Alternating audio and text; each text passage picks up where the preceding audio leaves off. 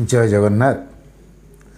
पुणी गुहारी किछि अभियोग आज से जगतर ठाकुर कालिया सात जगन्नाथ पाखरे मोर आसतु तेबे शुणिमा कौन अच्छी से अभियोग से गुहारी आज जगा पाखरे मोर। कवितार शीर्षक लिभेई दौछ फुंकी लिभेई दौछ फुंकी।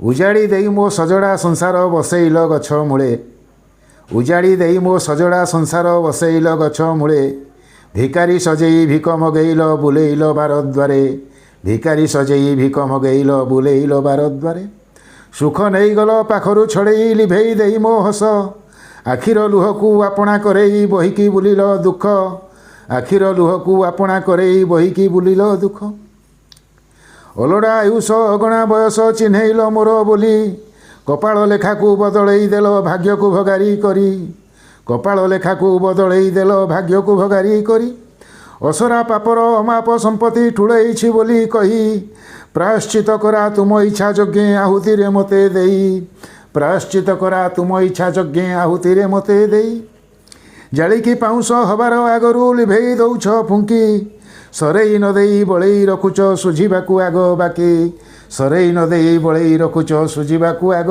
बाकी। जय जगन्नाथ। केमती लगिला गुहारी आपण मानकू मो मुहरे जगा पाखरे मोर।